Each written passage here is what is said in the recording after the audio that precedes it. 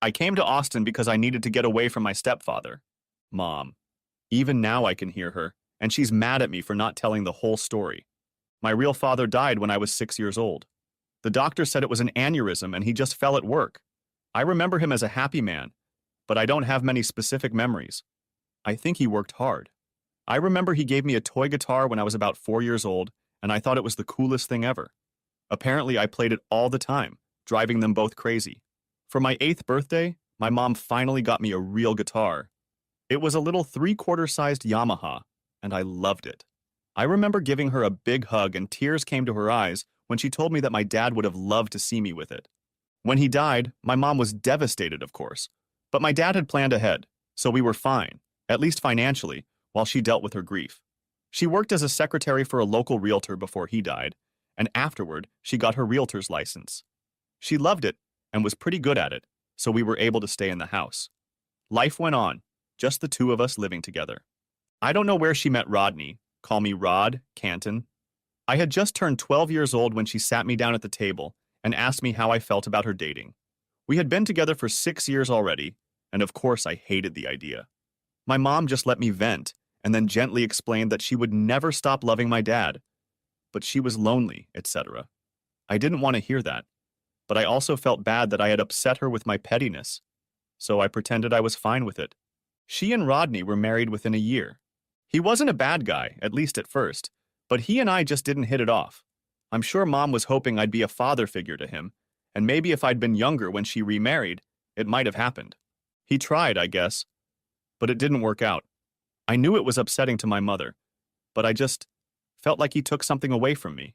And then she was really taken away. When I was 14, she was diagnosed with breast cancer, and she died the day before I turned 15. To this day, birthdays are hard for me. Anyway, before she died, she made me promise that I would do well in school and not let her down. I wasn't going to. I had a 4.0 GPA. I think Rodney really loved my mother because he took it hard too. But with me, now that she was gone, he gave up trying. Over the next 3 years, he slowly turned into a beautiful man who slouched in his chair and laughed at me. Next chapter. My senior year of high school, I was about 5'10", 150 pounds, with acne, unruly dark brown hair, and blue eyes that I hid behind terrible glasses. I was a typical band fan, only my band practiced in my friend Carrie's garage instead of on the soccer field. Her mom was cool, and I got along with her pretty well. She was the closest thing to a mom, at least right now. I think Carrie understood that, but was cool about it too. I think we were birds of a feather, all four of us. I played guitar. Carrie Fisher was our vocalist and played keyboards. Jimmy Rogers played bass, and Floyd Jackson played drums. Josh loved to impersonate our manager, and we let him. He was hilarious, talking about the great gigs we were going to play as soon as some latest mystery deal he was working on was finalized. Carrie was probably my best friend, with Josh coming in a close second place. It was usually me and Carrie, but the three of us also hung out together frequently when we weren't killing some cover song in her garage. We were terrible, to put it bluntly. We never had gigs. But we had fun. Carrie was the same height as me, but weighed 10 pounds more than me. She wasn't acne-prone like me, and she had wavy blonde hair that was usually gathered into a severe ponytail and usually a day late for washing. She just couldn't be bothered. I didn't care. To my teenage eyes, she was beautiful, and I think I was in love with her forever. Besides, I loved her voice. If any of us could play any decent, her vocals could take us somewhere. I really wanted to impress her, so I tried really hard to play guitar. Thank goodness for YouTube, because good old stepdad sure didn't pay for lessons. I think I was pretty good at it. Well enough to be allowed to do music when I got an academic scholarship to UT. That's the University of Texas at Austin. Austin was very different from our small town outside of Rochester. We were lucky enough to live on the outskirts of a pretty good school district. Otherwise, I'd still be shoveling snow and dodging beer cans. Next chapter. But I'm getting ahead of myself. About halfway through our senior year, I finally worked up the courage, with Josh's help, to ask Carrie out. I stuttered most of the time and could barely look at her, but she replied, "Okay, Brendan, I'd like that." I had already reacted to the expected rejection, so when my idiot brain finally processed her words, I sort of said, "Huh?" The devil with the silver tongue is me. She laughed and replied, "I said I'm going with you, dummy. What, where, and when?" I blinked at her. Um, how about Fireside? It was a local burger joint. And then ice skating afterward? Friday? 6 o'clock? Are you asking or telling me, asshole? I blinked again. Come on, Brendan, it's me. Carrie. We've been friends since 5th grade? Hello? I finally shook my head. Yeah. Right, sorry. This whole conversation went completely differently in my head. I'm sure it did, she said dryly. Next chapter. I didn't have a car, so she drove. She picked me up in her mom's minivan. After hamburgers at Fireside, we headed to Mendon Park, thinking we could do some ice skating on the 100 Acres pond. As we drove, Carrie finally asked me, So why did you decide to ask me out, Bren? After all, we already spend most of our time together. Yeah, I know, Carrie. You're my best friend. I think I would have asked you out sooner if you hadn't been. I mean my friend. She looked at me, then returned her gaze to the road. I'll just lay it out like it is, okay? She nodded. I don't think I've told you before, but I've always thought you were beautiful, Carrie, even before I learned that girls come in all kinds. But there's more to it than that. You're smart, we get along great, and I love being around you. And when my mom died, it's like you became my surrogate family. So, not that I think of you as a sister or anything, because that would be weird, but Carrie reached out and took my hand. Bren, you're mumbling something. I swallowed and continued. Yeah, I'm sorry. Well, you know how my stepdad is now. And I think it was at the beginning of senior year that I finally realized I had to do something about it. I fell silent as we pulled into the park. Carrie turned off the engine and turned around in her seat to get a better look at me. I did the same. Carrie, I don't know what's going to happen next. I probably won't go to college unless a miracle happens. You're the only good thing in my life. I took a deep breath and let it slowly pull out of me. I always want to be your friend, but I realize that when we're together, I'm happy, and when you're not around, I wish you were. So I don't know. I guess I was hoping we could be more than that. Than friends, I mean. I looked at her, almost begging her to understand. She stared at me for a while. Finally, she shook her head and puckered the corner of her lips. What am I supposed to do with you, Bren? I grinned, but a little tentatively. I liked the hand-holding part, so that's what we did. We put on our skates and just held hands as we glided around the pond. We would look at each other when we thought the other wasn't looking, then catch each other and look away. We were funny, but in the best way. Slowly, we stopped in the middle of the pond, looking at each other. I reached out and took her hand in both palms and pulled her closer. My heart was pounding out of my chest. Damn it, she could probably hear it. So, who should lean in first? I'm not sure, I admitted nervously. Each half? She suggested, her eyes widening and searching mine. I nodded and leaned toward her. She leaned in too, and we met in the middle. We kissed, just pressed our lips against each other, and that was the end of it. For the rest of the year, we were inseparable. I mean, not that we hadn't been inseparable before, but now it was different. Carrie's mom noticed this and just looked at us with tenderness in her eyes. Next chapter. When it finally happened, it was awkward, innocent, and beautiful. I told her I loved her, and she responded that she loved me too. We still hung out, had band rehearsals, and generally acted like friends and lovers. But whatever it was, I think it made me cherish those moments and her even more. All I know is that I never wanted my senior year to end. Next chapter. Sure enough, it did end. But before it did, I got a letter. Or rather, I received several letters. But the biggest and most important one came from the University of Texas at Austin. Dear Mr. Barnes, congratulations. We are pleased to enroll you for the fall semester. And another letter from the financial aid office awarding me an academic scholarship. I sat and stared at it, and then slowly rode my bike to Carrie's house. For a while, I just sat on the porch of her house until she noticed me. Hey, Bren, what are you doing here? Do you want to come in? I just looked at her and held out the letter to her. She came over and sat down next to me. I stared into space while she read. She gasped and said, Oh my God, Brendan, this is incredible. A full ride? She turned to me and gasped. What the hell are you crying? I hugged her frantically. No. She pushed me away to look at me. Bren, baby, what's wrong? I can't leave you, Carrie. I can't. Oh, Bren. She wrapped her arms around me and I buried my head in her shoulder. Yes, I was pathetic, but all I could think about was losing her. Because in my mind, being apart meant not being together. And not being together was the end of the world. I know it sounds stupid when I say it like that, but that's what was in my head. After what seemed like a long time of just holding each other, we eventually pulled away from each other. I had managed to stop crying, and Carrie looked like she had started at some point. But now, she had come to her senses too. Let's not think about it right now. Let's go inside. Mommy's going to be late tonight. And she took my hand and led me to her room. Next chapter. We did talk after all. I was smart, but not very wise. Carrie was just as smart, if not smarter, frankly. But thank goodness she had wisdom too. She argued that this was too big an opportunity to pass up, and why did I even apply if I wasn't going to go? I didn't have an answer to that, except that I was just thinking about getting away from my stepfather, and we were still just friends when I applied.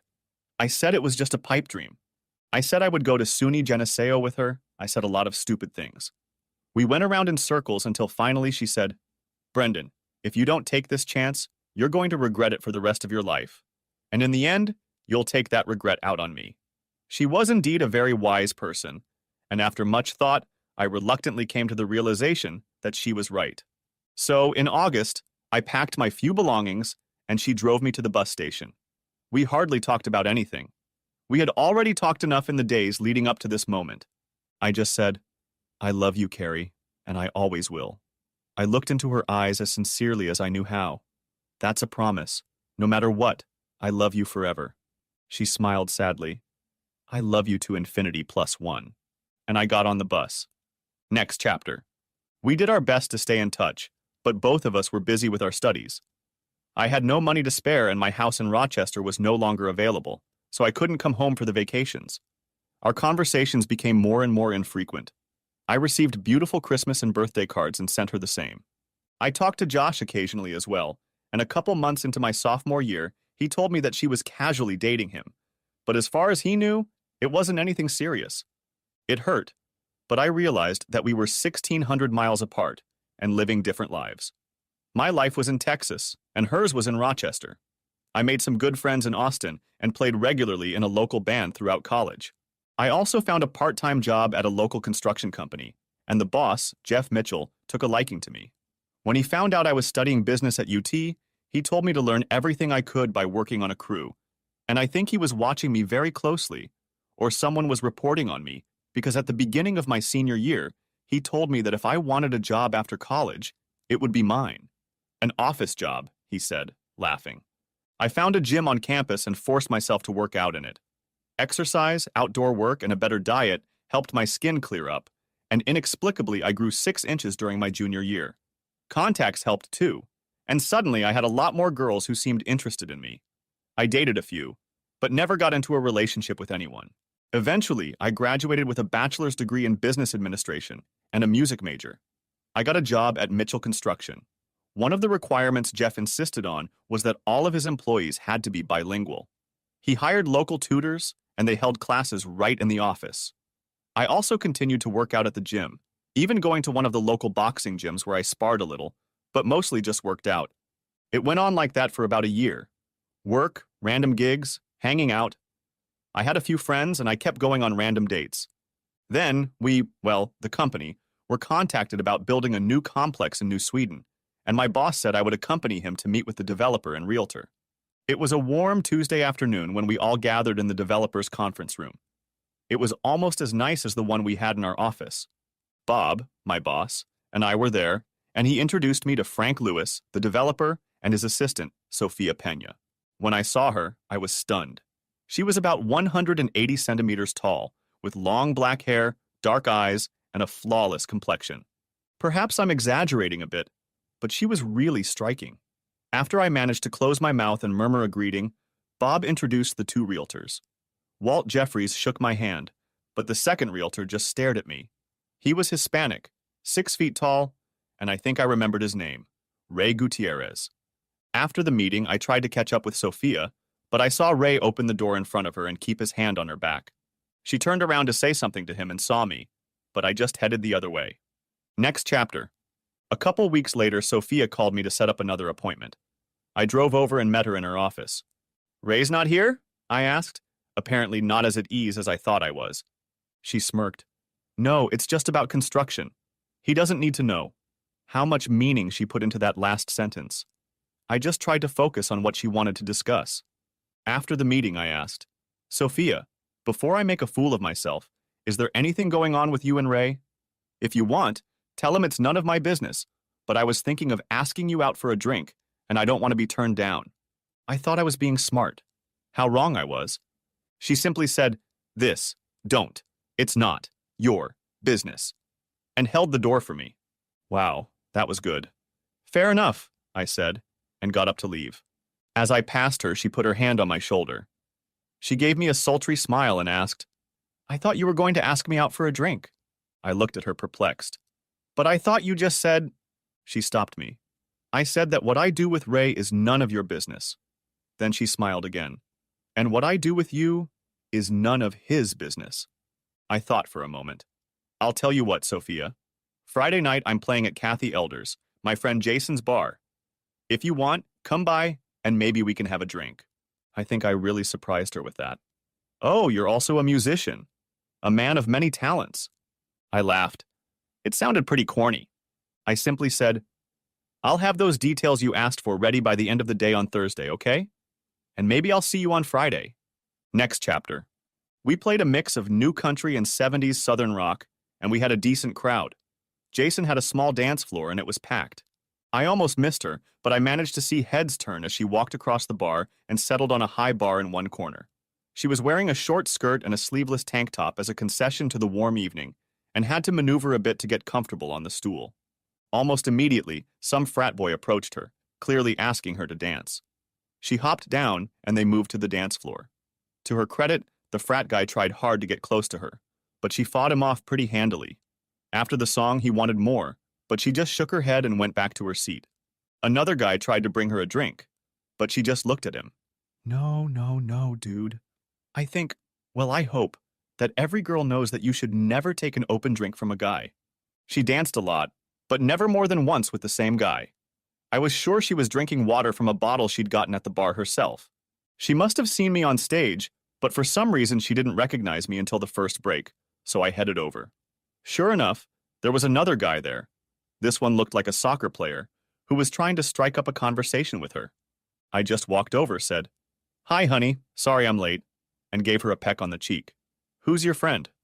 I looked at the athlete. She hugged me, looked at him, and shrugged. We both just stared at him until he remembered something he forgot somewhere and walked away. We laughed. I wanted to move away from her, but she kept holding on. You promised me a drink, she smiled.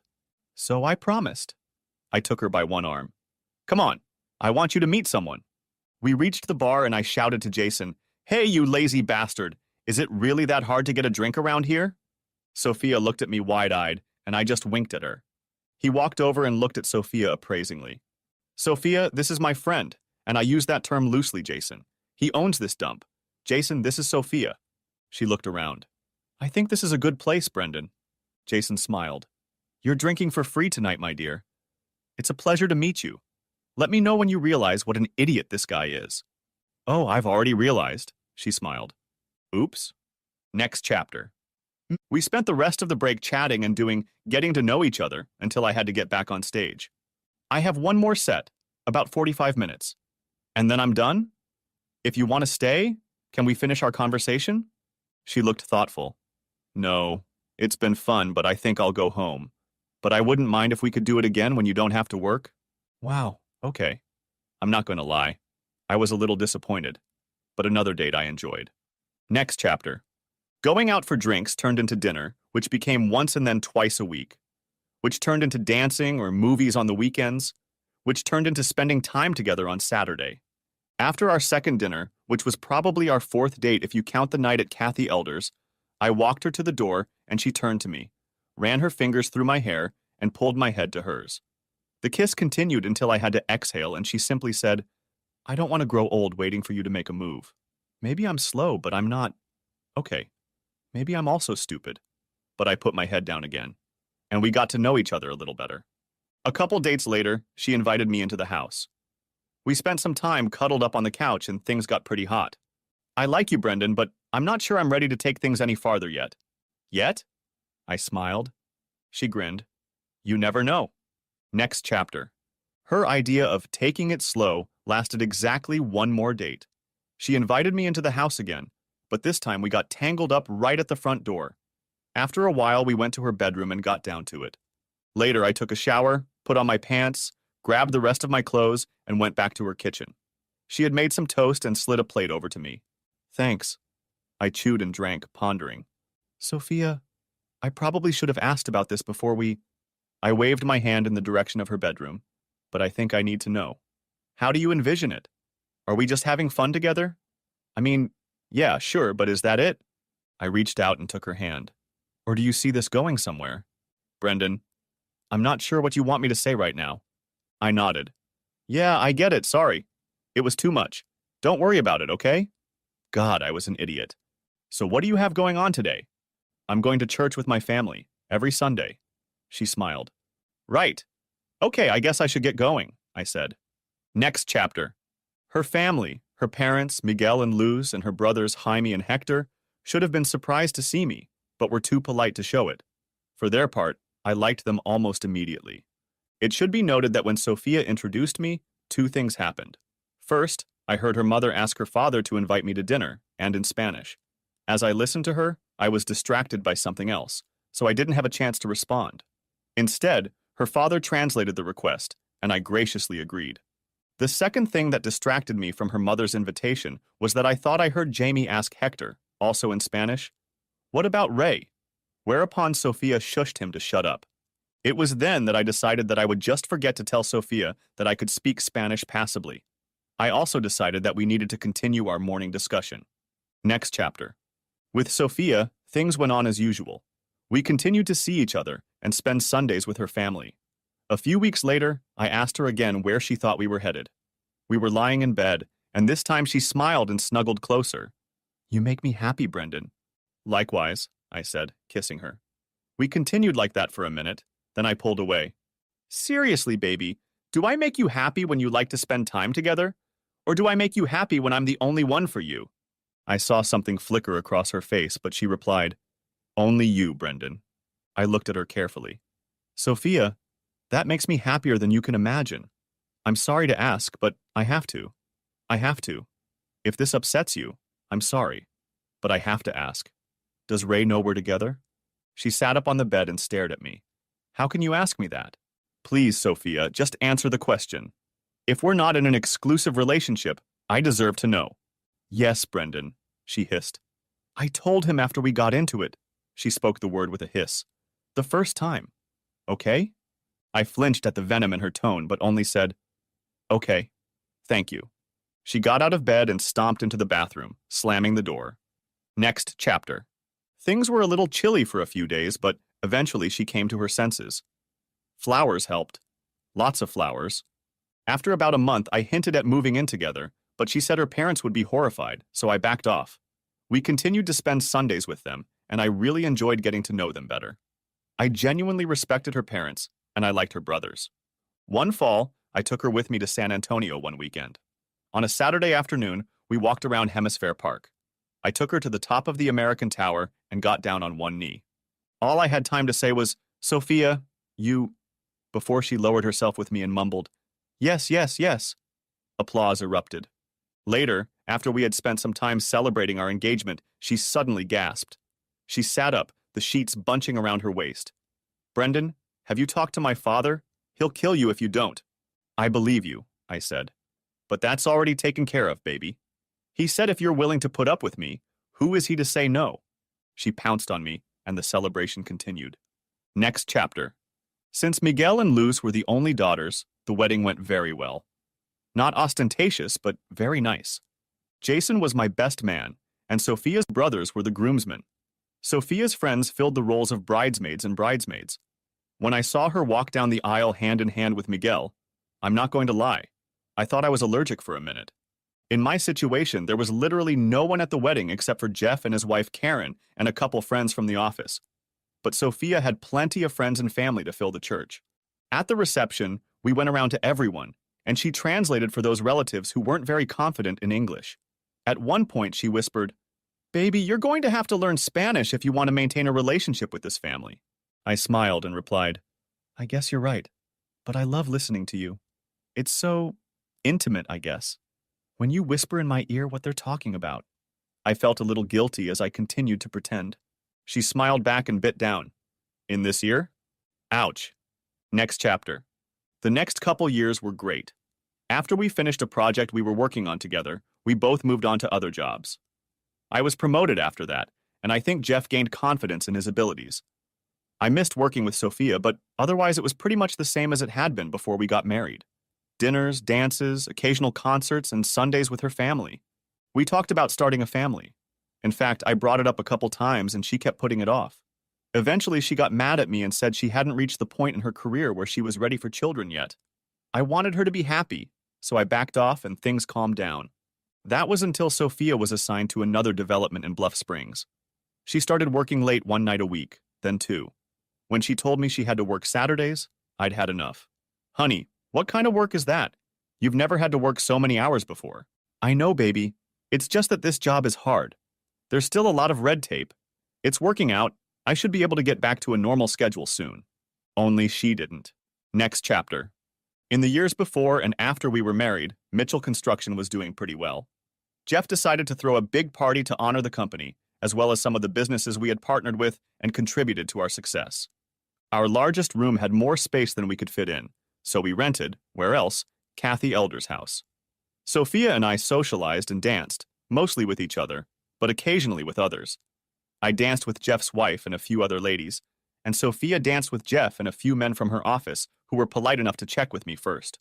At one point, I was talking to Ralph Hughes, one of our foremen, when I noticed Sophia dancing with Ray.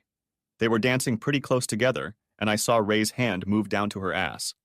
When she didn't immediately remove it, I asked Ralph if he could excuse me. I walked over to Sophia and she smiled when she saw me. She said something to Ray that I couldn't hear and continued dancing. I waited until she walked over to me. It's getting pretty cozy, Sophia, I said emphatically. It's just Ray. We were just dancing. What are you, jealous? She smirked.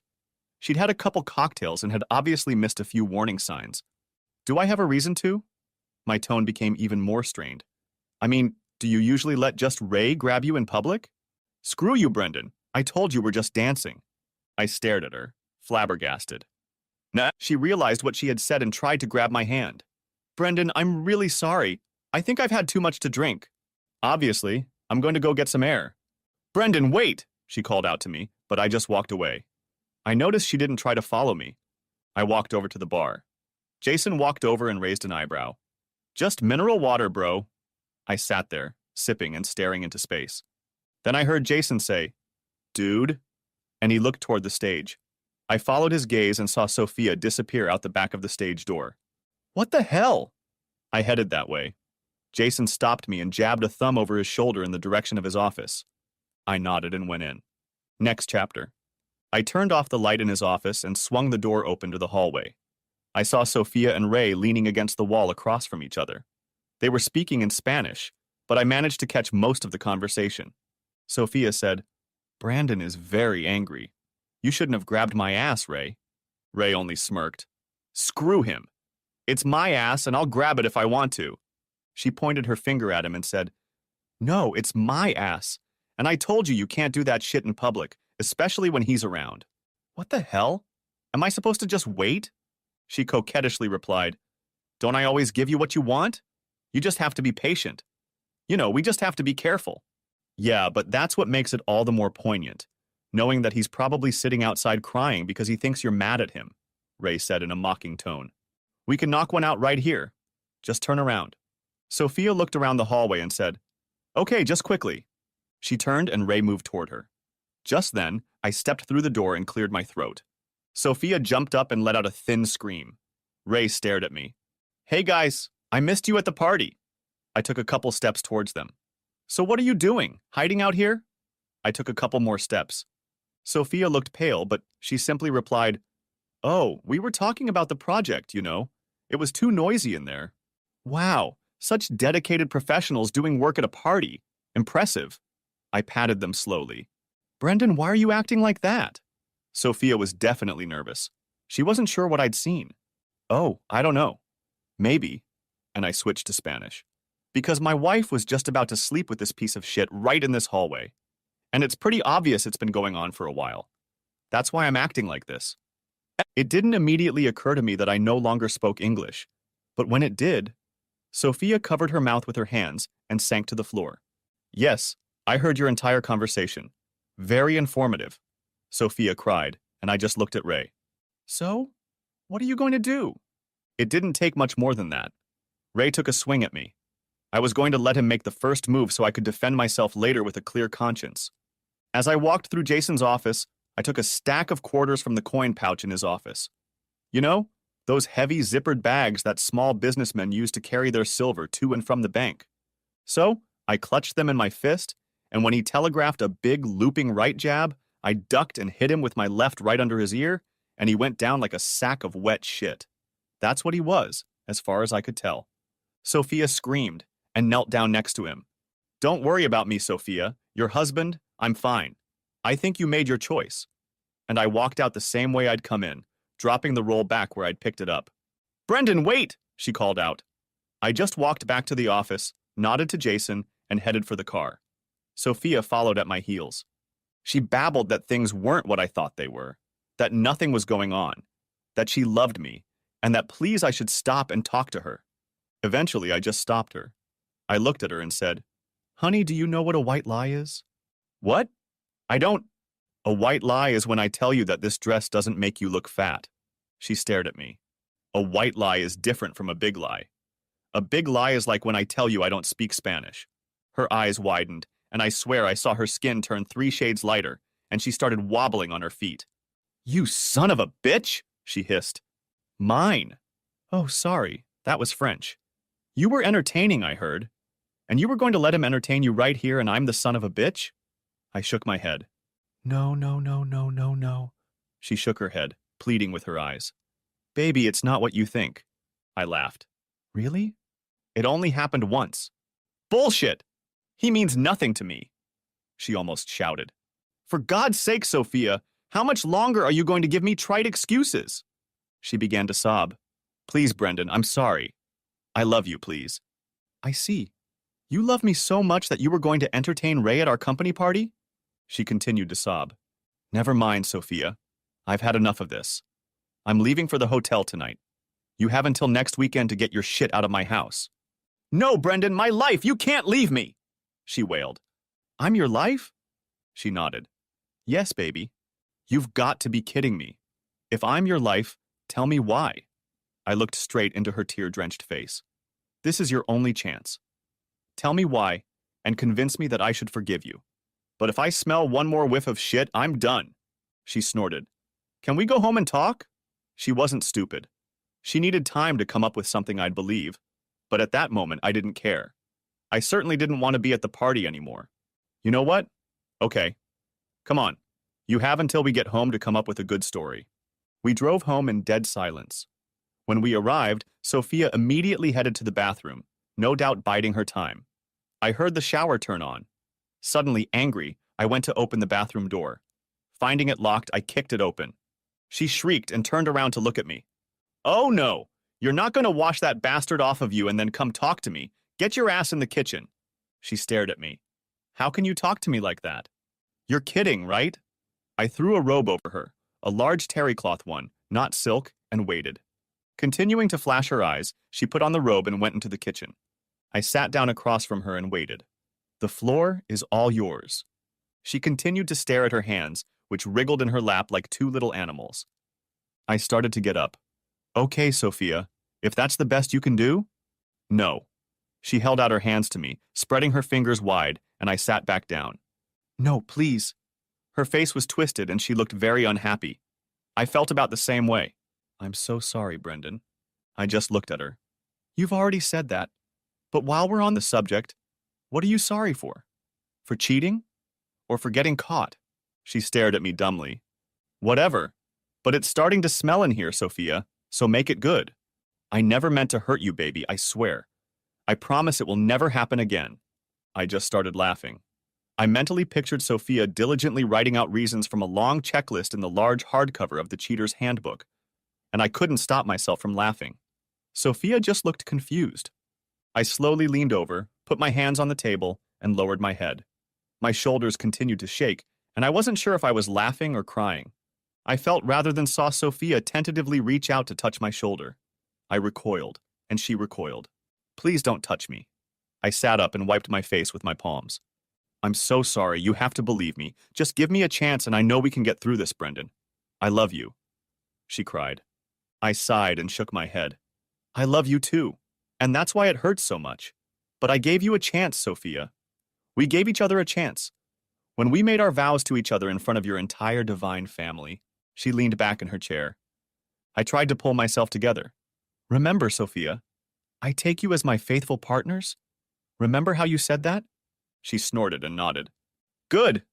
I slammed my palms on the table and she jumped up again. I got up and headed for the bedroom, Sophia following at my heels. She started grabbing at me as I grabbed my bag from the closet and started stuffing clothes into it. She followed me into the bathroom, still crying as I grabbed a razor, toothbrush, and other toiletries. I headed for the door. Before I opened it, I turned around to her. Next weekend, Sophia. I bought this house before I met you, and I plan on keeping it. Get your shit cleaned up by next weekend, and get a lawyer. I'm still not sure if she really fainted or faked it, but I didn't really care. I left her there, lying on the floor. Next chapter. The next day passed in trips to the lawyer, to the bank, to the HR and finance department of the company, and to my boss. I didn't want to ruin Sophia, and I didn't want to pay alimony if I could avoid it, so I asked the lawyer to file for an amicable divorce. I split the bank accounts and transferred my half to separate accounts. I removed her name from all other accounts and policies. It was one of the hardest days of my life, but the next day was even worse. I put on a suit and went to visit Sophia's parents. Eventually, the lawyers worked things out. Sophia asked for a chance to talk to me before we signed any papers, and I just wanted to move on with my life, so I agreed. She wanted to meet me at the house, but I said no way in hell. I would meet her at her attorney's office and we could talk there. When I arrived, she was already there. She looked amazing, as she always did. She smiled uncertainly, stood up and tried to hug me, but I just walked around the table and sat across from her. Okay, Sophia, let's talk. She looked at me, then lowered her eyes. Brendan, I'm so sorry. I love you. You have to believe me. I do believe you, Sophia. That's why it still hurts so much. I asked, can you please explain why? Did you really end your relationship with him? Yes, I did. I swear I did, Brandon. When you first asked me if we were going to date, I had already ended things with him. Okay, so what the hell happened? I don't know. I guess when I was transferred to a new project, we worked with the realtor Ray worked for. Wait, you didn't see fit to tell me you were working with Ray again? You're not helping your case. I'm sorry, Brendan. I didn't think it was important. Exactly, Sophia, and that's another part of the problem, I said sadly. But please continue. She looked at me. She really didn't understand why this little revelation upset me. But she continued. I was with him for a long time before I met you, Brendan, and I don't know if he was easy to talk to. We did have to work all those extra hours at first. It was just, one time we worked late into the night, but we still had some things to sort out, and he said we should have a working dinner. I didn't think it would be anything special. I had a couple glasses of wine, maybe even more than a couple, and he started stroking my shoulders. I know I should have stopped him, but I was a little drunk and told myself it was just harmless. Tears rolled down her cheeks. When it was over, I realized what I had done and I was disgusted with myself and horrified. I screamed at him and ran out the door. The next day I couldn't look at you. I just knew you would look and realize what I had done. But you didn't, she cried. Why should I, Sophia? I trusted you. And who knows, maybe if you had confessed right then, you would have explained what had happened. Not that drunkenness was an excuse, but maybe we could have talked and settled things. I couldn't. I was so embarrassed, I couldn't tell you. I just nodded. But even then you didn't stop, did you? Fresh tears were streaming down her face and she just nodded. I know it sounds so stupid when I say it now, but I never meant to hurt you. It only happened a few times. Please, Brendan, can you give me another chance? I'll do anything. I looked at her and my heart broke all over again. Sophia, I really do love you, but I just don't think I can trust you again. Every time you had to stay late at work, I doubted if you were really in the office. If I called your phone and you didn't answer, I wondered who you were with. And that's no reason to be in a relationship. You'd start resenting me, and then where would we be? She shook her head. No, no, no, we can get past this, please. I'm so sorry, Sophia. Please just sign the papers. I walked out of the office, her sobs echoing in my head. Next chapter. As much as I wanted to punish Ray one more time for what he did to us, it turned out I didn't need to. I found out from Jamie that Ray was in the emergency room with multiple bruises, a broken arm, a broken nose, and a concussion. Apparently, he'd fallen down the stairs. I suggested he and Hector get together and have a drink on me. We drank to Ray's misfortune, and I paid no attention to the scratches on both guys' knuckles. Sophia tried calling me a few times, and eventually I blocked her number. A couple months later, I found out she had moved in with Ray, and that was the final nail in the coffin lid. Shortly after that, Hector told me that Sophia had caught Ray cheating on her with his bloody cousin. That was impossible to make up. I laughed and asked the guys out for drinks again. I think she left after that. Next chapter. I've never been much of a drinker and never felt the need to get into a bottle. Well, except for the day I saw her for the last time. Instead, I immersed myself in work. Eventually, Jeff understood me and ordered me to take 2 weeks off. Brendan, you're going to burn out. Go have a couple beers, go fishing, have fun. Just get everything out of your head for a while, son, okay? Women, or romantic relationships anyway, were the last thing on my mind, so I didn't get laid. But I did go to Lake Travis and drown some worms. 2 weeks later, I returned to work with sunburns, and at least the beginnings of a new outlook on life. Jason and I conferred, and like a true friend, he told me I'd be better off without that crazy bitch. I continued to perform there on weekends, but I still wasn't ready to get back in the saddle, even though I had several opportunities. I tried to be kind, and for the most part they understood me, and let me know that the offer was still open if I wanted to take advantage of it. This improved my mood a bit. For some reason, Jason set up a karaoke machine, and Thursday nights became official karaoke nights at Kathy Elder's. Surprisingly, it was quite popular, and I started showing up to catch the action. Next chapter. One Thursday, about 6 months after I last saw Sophia, I was sitting at the bar when I heard feedback howls from the stage. I flinched, as did half the bar, and then as if out of nothingness, I heard a voice say, "Sorry about that. Hey everyone, I just wanted to sing a little song about how I'm trying to decide where to go next. Something I've had to do recently. Hope you guys like it." I heard a guitar intro and then a voice started singing, "Heads are Carolina, Tails are California," by Joe D. Messina. I was afraid to turn around. I used my reflection in the bar mirror to do some recon, and I couldn't believe what I saw. I recognized her voice immediately. Seeing her now, I saw the same wavy blonde hair. She had gotten rid of her acne and lost about 35 pounds, but she looked like the same beautiful girl I knew in high school. And then a crazy idea hit me. I rushed to my truck and grabbed my guitar case. Without raising my head, I headed straight for the bar. "Jason," I whispered. He walked over. "Yeah, Brendan, what's up with the guitar?" "No time. I need to go backstage. Can I use your office?" "Sure, no problem. But what?" "No time," repeated I. "Just turn down the karaoke volume when I tell you to, okay?" He looked even more puzzled, but I had already sprinted out the office door. I ran to the stage door and pulled out my guitar. I quickly checked the tune, close enough, then quietly opened the door and stuck my head out. She had her back to me, so I walked onto the stage and sat on a stool behind her. I made a turn-down gesture to Jason and started playing. The singer looked up in surprise as the music quieted and my guitar started playing. She started to turn around.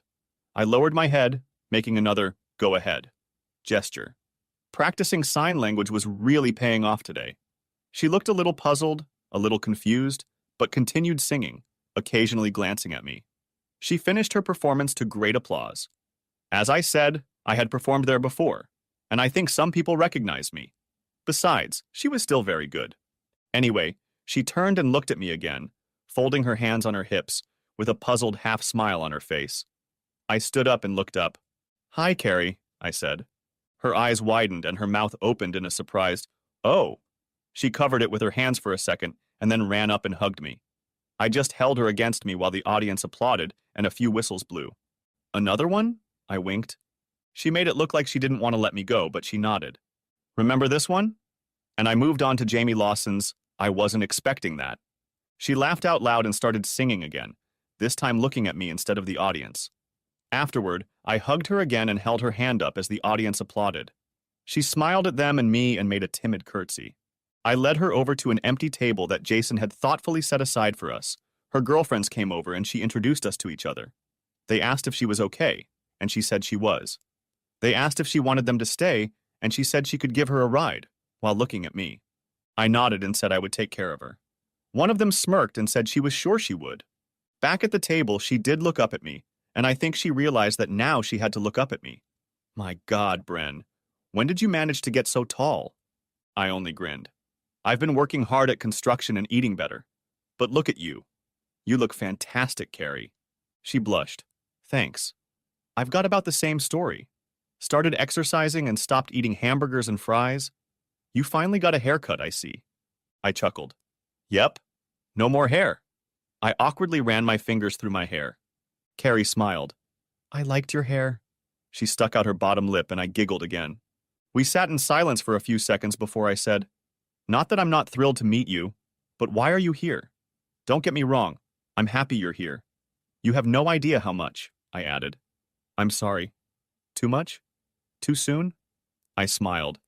No, it's okay, she said, lowering her gaze. Honesty, right? Best policy, I said sincerely. Okay. Well, shit. I still can't believe I'm sitting here talking to you. So, I'm sorry why I'm here. She sighed. I think it was at the end of freshman year when we started drifting apart, and you said you couldn't come home for the summer. She saw the sadness on my face and hurried to continue. Don't blame yourself, Bren. I understand how you felt, I promise. It's just, back then, at the time, you know? I was just in shock.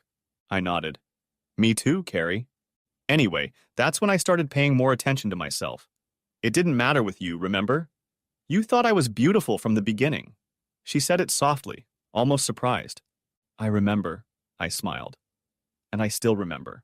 She blushed again. So, I started losing weight. My face cleared up, and suddenly guys were interested in me. In my sophomore year, guys started asking me out on dates. At first I was mad. Like, where were you before, you know what I mean? I know exactly what you mean, honey. She looked at me, smiling affectionately, and replied, Yeah, I guess so. So, I started dating a little, then a little more. I guess I went a little boy crazy. She hastened to add, I didn't sleep around. I just went out a lot. But to be honest, I got bored of it quickly. I graduated from Geneseo with a degree in communications and went to work for WROC. Wow, that's so cool, I exclaimed. It is, actually, she smiled. I got a job as a production assistant. I think I worked there for about 2 years and then they hired a new program director. She lowered her eyes. We kind of hit it off. I flinched slightly, hoping she hadn't noticed. What's his name? Carrie got a strange look on her face, flashed a half smile and was gone. Barry? I goggled at her. Then I started giggling. Carrie giggled too, and I couldn't help it. Maybe it was just seeing her like this again, all these emotions, but I started laughing out loud. Carrie and Barry? Oh my God! Shut up! She was still giggling. It's not that funny. My laughter slowly subsided and I wiped my eyes. No, I guess it's not. Sorry. We both sat back down in our seats. So, where's Barry? I chuckled again, but it faded quickly when I saw her face. Still in Rochester. We dated for a little over a year, then we got engaged, and then I found out what a bastard he was. Wait, I said. Turning in my seat, I waved my hand at Jason, held up 2 fingers and pointed at the table. He nodded. I'm sorry, but this sounds like a conversation we need a drink for. A moment later, Jason found himself at the table with 2 glasses of Whistle Pig Rye. Whiskey from Vermont in a Texas bar might seem unusual, but Jason had stocked it just for me. A little something close to home. Thanks, Jason. Meet my friend Carrie, who lives at our house. Carrie, this rascal is my friend Jason. He owns this dive. He ignored me. Nice to meet you, he said to Carrie, and she smiled at him. Then he waved me off and headed back to the bar. Carrie took a small sip and gasped. Wow, Bren, this isn't going to be just a taste. I smiled and took a sip. I've missed it, you know. Bren, you're the only one who ever called me that. She looked down, a small smile playing on her lips. Then she took another sip and continued. Anyway, the wedding was about 6 months away, and one day he forgot his cell phone. So trivial, right? I looked at it, and the stupid asshole hadn't even bothered to delete his messages. With 2 of my friends. She shook her head and took another drink. I waved to Jason again. He walked over, calmly set the bottle down, and walked away. When I confronted him, he hit me. I growled, Son of a bitch. I think I'll make it to Rochester in 2 days, and when I do, I'll kick that bastard's ass. I actually started to get out of the stall. She reached out and grabbed my arm. Bren, stop. You're not going to Rochester. Why not? No one's going to hurt you. I'll teach him wrong. She giggled and I raised an eyebrow. Already taught him. I raised a second eyebrow. Yep. Kicked him right in the balls and kept kicking him until my neighbor heard the noise and pulled me off him. I broke 2 of his ribs and ruptured 1 testicle, she said proudly. I goggled at her. Oh shit, Carrie. She giggled, then got serious again. So, after that, I just didn't feel like I could stay in Rochester anymore. I was angry at my friends and didn't know which of them I could trust, if any. And then Barry set me up at the station. They said if I quit, they'd give me a reference. Otherwise, they'd fire me. I guess I could have fought it, but I'd already made the decision to quit, so why bother? She finished her drink, and I poured another on my finger. I think I had a convert. She nodded her thanks and swirled the liquor in her glass. Finally, she said, the only person, well, besides Mom and maybe Josh, that I trust is you, Bren. I know I have no right to expect anything. But I thought, well, I needed to get away. And why not go somewhere where I knew I had at least one friend? So, you live here now? She nodded. I felt a goofy grin appear on my face. That's the best news I've gotten in a long time, Carrie. A very long time. Her cheeks turned slightly pink, but it could have been the whiskey. Thanks for offering to beat him up. I know you would have. I waved her off. How long have you been here? About 4 months. I got a job at KXAN and found an apartment. I kept telling myself I wanted to get back on my feet and then I'd try to find you. But honestly, I think I was nervous. After all, I was almost married. What if you had met someone? I was afraid, Bren. It's been 8 years. I cleared my throat. I guess everything happens for a reason. If you'd gotten here 6 months ago, I would have been. Married, I mean. Her eyes widened, and I reached out to take her hand. It's over, I promise. It's over. Burned to the ground. Wow, that sounds like a story. I nodded and continued to tell her chapter and verse about my life with Sophia. When I was done, she simply said, God, what a selfish bitch. Quite. For a few moments, we sat in silence. Looking back, I don't know if I truly loved her. At least not the way I love you. Do you still love me? She asked in a thin voice. Carrie, do you remember what I said before I got on the bus? You said you loved me forever, she whispered, and that I would always love you. And I took her hand. Part 2. Sophia. My name is Sophia Pena. Sophia Pena Barnes is what it says on my wedding certificate. I still have it. I'm divorced, but I haven't given up his name. It's the only thing I have left of him. I threw away the most wonderful man I ever knew because I was a fool. It's been 5 years, 3 months, and 14 days since I last saw him. I wish I had tried everything I could to get him back. But the way I left him, the way I hurt him, I don't think he will ever want me again. I cheated on him, and after Brendan left, I couldn't stand the person I had turned into anymore and ended up leaving. I didn't fight the divorce and he found someone else. I was heartbroken, but I couldn't hate her. She made my Brendan happy. He still kept in touch with my parents, and they still treated him like a son. It was from my mom that I found out about his new wife, and a few years later, their baby. I was honest with them when I told them why we divorced. Mom and Dad were so disappointed in me. It took a while, but eventually they forgave me. I hope that someday Brendan can too. But after what I did, the way I did it, I'm scared. I ask Mom and Dad how he is when I come to visit. I think I'm being clever, just blabbing on and on to make conversation. But I think they know I still love him. Dad was the one who convinced me that I needed to talk to someone who would help me understand why I did what I did, and when I understood how to deal with the guilt. I was drinking too much, and my dad said I would die if I didn't get help. I promised him and helped him. It took a few tries, but I found someone I liked, and she helped me a lot. But I still have a long way to go. Then Dad got sick. I came home, driving 90 minutes from Waco as often as I could. Yes, I ran away from my life in Austin, but I didn't run far. So brave. Ha! I told myself I was coming home to my dad and mom, but that wasn't the whole truth. And I needed to be honest with myself first and foremost if I wanted to be honest with him if and when I got the chance. So, honesty? I came because I was scared. Again.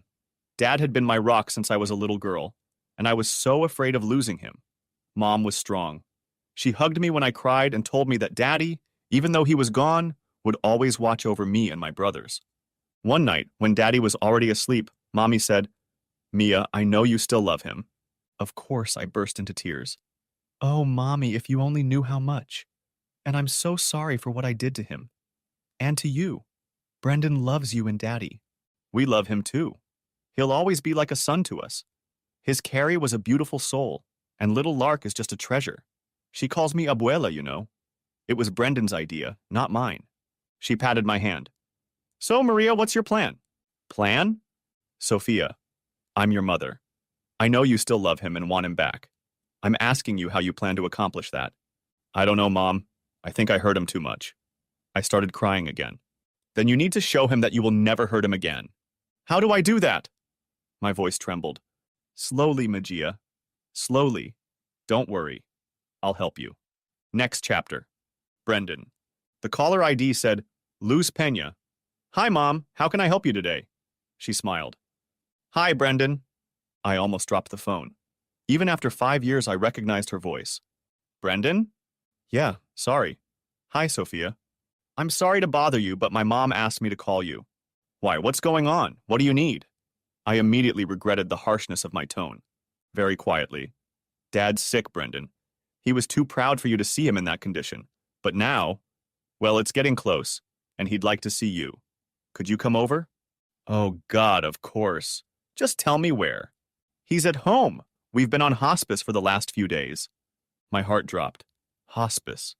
I simply said, I'll be there as soon as I can. I told Lark we were going to visit Abuela, and she said, Yay. I secured her in the car seat and headed toward the house. As I carried her into the house, I saw Hector and Jaime sitting in the kitchen. I walked over to them and gave them a hug. I'm so sorry, guys. I wish I had known about this sooner. They just nodded. Hector said, You know, Dad, he hates to look weak in front of anyone, even family. And you're still our brother, you know? I nodded and hugged them both again.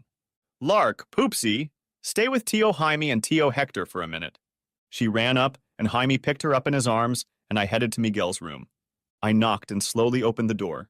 3 eyes looked at me. Miguel tried to raise himself a little on the bed, and Luz just smiled at me. She sat next to him, holding his hand. And the third person I hadn't seen in almost 5 years. Her hair was cut shorter than before, and she was thinner than I remembered. But otherwise she was as beautiful as ever. My ex-wife, Miguel's daughter, Sophia. She sat in another chair in the room, her eyes fixed on mine, tears welling up in them. She stood up, took a step toward me, and stopped. My heart clenched. After all, her father was lying there dying. I just held out my arms, and she rushed to me, wrapped her arms around me, and sobbed to her heart's content. I just put my arms around her. Shh, I'm here. I've got you. Eventually, her crying subsided. With one last snort, she pulled her head away from my chest and looked at me. I ruined your shirt, she tried to laugh. Don't worry about it, I smiled, letting her go.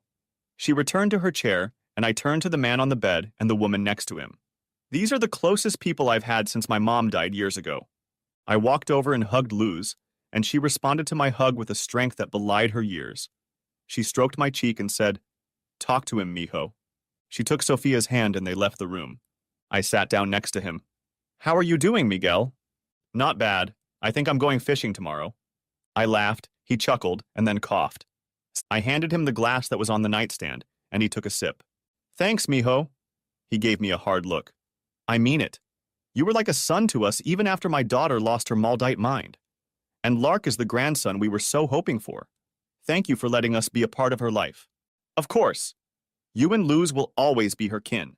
He coughed again. Listen to me, Brendan. I'm dying, so you have to. I tried to protest, but he waved me away. Listen, he repeated. This is my dying wish for you. He took my hand and said, Please let me say it and don't interrupt, okay? I nodded. He thought for a moment and then spoke.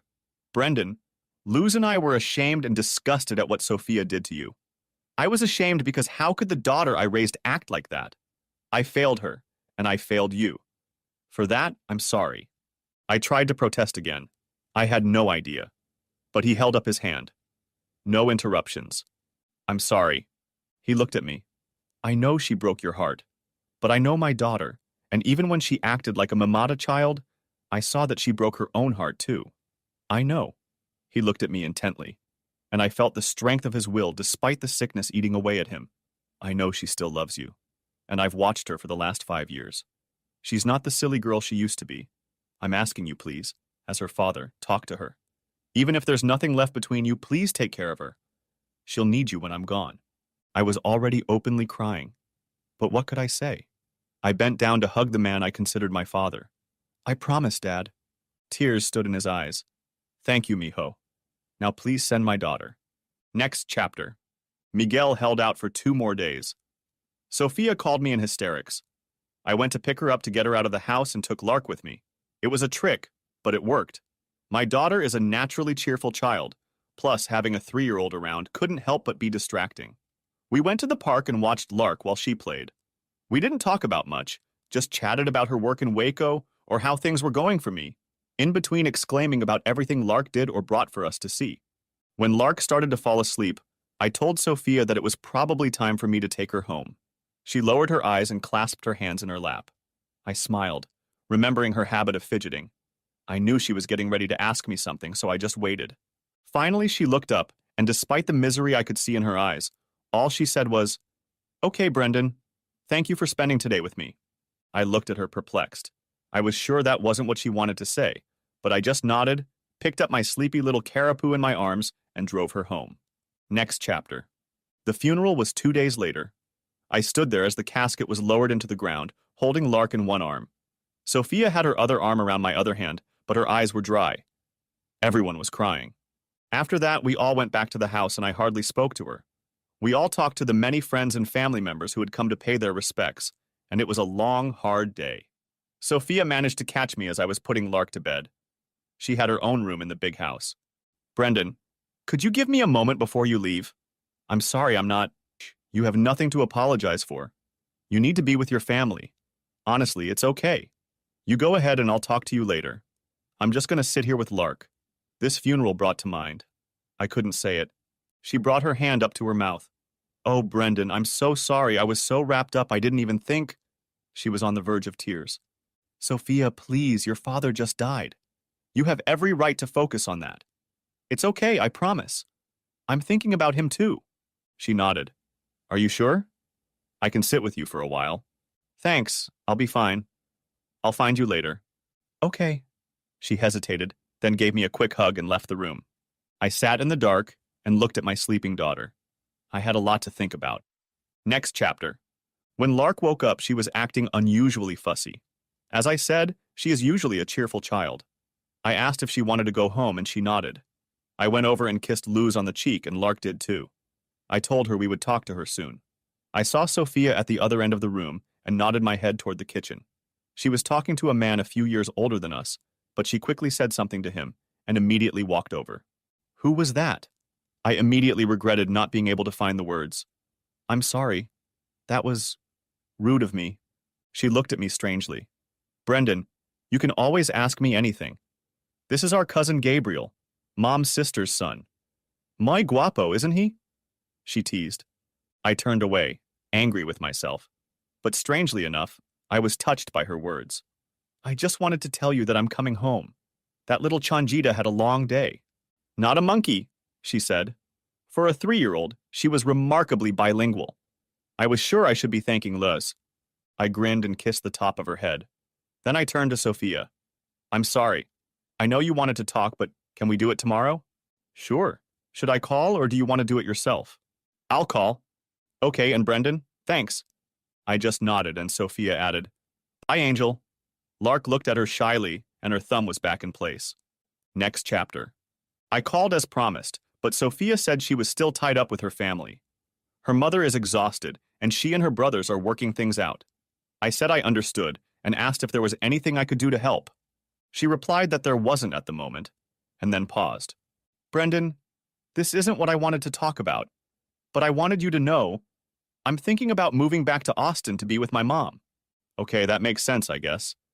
But you don't need my permission." "I know, but I seem to have an overwhelming need to be brutally honest with you. I don't want you to think I'm forcing anything on you. I know you and your mom are close, and she watches your daughter a lot, so I wanted to tell you that if my being around is a problem, I'll try to think of something else." "Sophia, I'm sorry. Of course, if you want to be with your mother, You should be with her. Thank you for considering my feelings. Of course there won't be a problem. Luz needs you. Thank you, Brendan.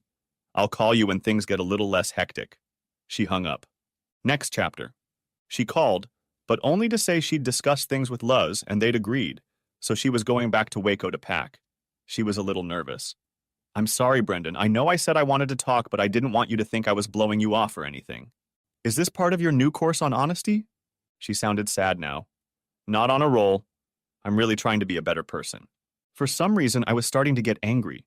Why did I feel like I had to apologize all the time? She was the one who cheated, and now she was making me feel like a jerk. It's okay, Sophia, like you said. It's your appointment, so just let me know when it's convenient for you. And I hung up. Next chapter. Sophia. I just stared at the phone. My mom looked at me. Well, girl? He hung up on me, Mom. I try to be honest, but when I think I see the old Brendan, he gets so mad. And I don't know why. Mom looked at me for a few seconds. Mia, are you still the same as you were when you were married to him? Well, no. Like you, the old Brendan is gone too. He had to go through what happened to you, then he got married and had a kid. And then his wife died. He's not the same man you married anymore. Mom took my hands in hers. You have to be patient. You have to remember that he hasn't seen you for a long time. And now you're back, and he probably has a lot of emotions to go through. Trust me, Misha. I told you I'm going to help you, so listen to me. You have to be strong right now. You have to be able to take whatever he throws at you. Can you do that? I nodded. Thank you, Mom. How did you get to be so wise? She only smiled. Give it some space, Sophia. Go back to Waco. I'll have Hector and Jamie come tomorrow with the truck. Okay, Mom? Next chapter. As it turned out, I didn't have a lot of packing to do, and I moved my life back to the old house. Hector and Jaime had rented an apartment in town, so it was just me and my mom. I hadn't started looking for a job yet, as I wanted to spend time with my mom, and we had a chance to get things back to normal. Judging by his reaction during our last conversation, I decided to wait before calling Brendan. But circumstances intervened. He called my mom and asked if she could watch Lark on Saturday. He was supposed to meet with a client, and due to a scheduling mismatch, they had to do it over the weekend.